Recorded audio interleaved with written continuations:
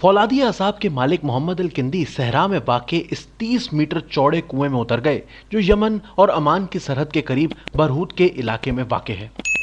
मोहम्मद अल किंदी और अमानी caving team के इनके साथियों ने इस तारीखी कुएं को अंदर से देखा, जिसे एक अरसे से वेल ऑफ हेल या जहन्नुमी कुआं कहकर पुकारा जाता है। ये कुआं सूबा अल महरा में वाक़े है और इससे मुतालिक बहुत सी खौफनाक रिवायात मशहूर हैं। मकामी लोगों के मुताबिक इस कुएं में जिन्नात का मस्कन है। कुछ लोगों का कहना है कि यह शैतानी कुआं है। अर्थ साइंसेस कंसल्टेंसी सेंटर के मालिक इस माहिर अर्जियात ने अखबार दी नेशनल को बताया कि कुछ लोगों का कहना है कि यह वो जगह है कि जहां मौत के बाद कफ़ार और मुर्तदीन को सजा दी जाती है। कुछ लोग समझते हैं कि अगर वो इस कुएं में गए तो इनके सर धड़ से अलग हो जाएंगे। जो कुछ लेकिन इस कुएं के अंदर मोहम्मद अल किंदी और इनकी टीम को मिला वो बेशक एक जादुई एहसास तो था, क्योंकि कभी इस कुएं की गहराई तक किसी के उतरने का कोई रिकॉर्डेड वाकया सामने नहीं आया था और इस टीम के सभी अफराद एक सनसनी अपने जिस्मों में महसूस कर रहे थे। लेकिन इन 8 लोगों की टीम को किसी किस्म के साए का यहां सुराग नहीं मिला। लोग कहते हैं कि दुनिया का मुकद्दस तरीन पानी मक्का में आबे ज़मज़म है, जबकि बदतरीन पानी इस शैतानी या जहन्नुमी कुएं में पाया जाता है। लेकिन हमें यहां सिर्फ ताज़ा पानी मिला। हमने इस पानी की एक पूरी बोतल भरकर पी, लेकिन हमें इसका कोई मनफी असर महसूस नहीं हुआ। मोहम्मद अल किंदी का कहना है कि इन्हें हमेशा से गारों और कुदरती ज़मीनी तश्कीलात देखने का शौक है। वो कहते हैं कि मैं एक पहाड़ी इलाके में रहता हूं और बचपन ही से गारों में जाने का आदी हूं। ताहम इस देवमालाई दास्तानों के महवर कुएं में जाने का तजर्बा ही कुछ और था। मैं सबसे पहले इस कुएं में उतरा और बाहर आने वाला मैं सबसे आखिरी शख्स था। सर्वे के आलात और गैसों को डिटेक्ट करने वाली मशीनों में एक गैस कसीर तादाद में थी तो सही, लेकिन यह ऑक्सीजन ही थी और अंदर की फिजा इन्हें कतन जहरीली गैसों से पाक मिली। ताहम इनका कहना था कि इस कुएं में सांपों की बड़ी तादाद जरूर मौजूद है। यह आम सी बात है, सांप यहां अंडे देते हैं क्योंकि यहां दीगर शिकारियों से वो महफूज रह सकते हैं। यह कुदरती बात है।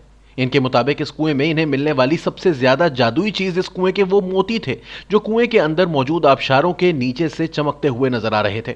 गारों में मौजूद मोती कैल्शियम कार्बोनेट के जुड़े हुए जखीरे होते हैं और ये ऐसी जगह पर कीमियाई अमल से खुद ब खुद बनने लगते हैं जहां पानी गिरता रहता है।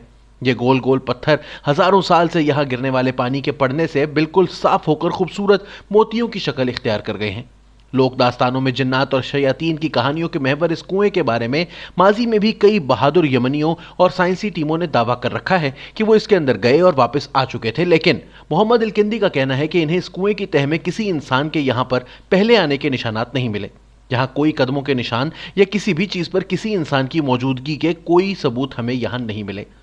इनसे पहले यहां गए किसी मिशन के बारे में कोई दस्तावेजी सबूत तो मौजूद नहीं है, लिहाजा ये वाज़ेह तौर पर नहीं कहा जा सकता कि पहले कोई यहां कभी पहुंचा था या नहीं, लेकिन मुकम्मल वसूख से कहना मुमकिन नहीं।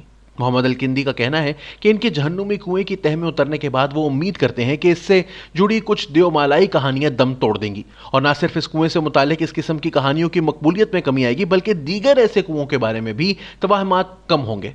उनका कहना था कि मैं समझता हूं जहन्नुमी कुआं, जो कि बरहूत का कुआं कहलाता है, एक तारीखी गार है और यमन में ऐसे और भी बहुत से गार हैं जिन्हें कदीम गारों का दर्जा हासिल है। अब जबकि हम यहां जाकर दिखा चुके हैं तो इस कुएं को सिवाय इस जगह के नाम के जहां यह वाक़े है किसी और नाम से नहीं पुकारा जाना चाहिए। ऐसी दीगर जगहों पर कोई गैर मरई मखलूक का वजूद नहीं। इसे वाज़ेह करने के लिए मोहम्मद अल किंदी यमन में हदरमूत के कुएं में जाने का इरादा रखते हैं, जिसमें वो फिर तहकीक करेंगे कि कहीं ये तो जहन्नुम जाने का रास्ता नहीं।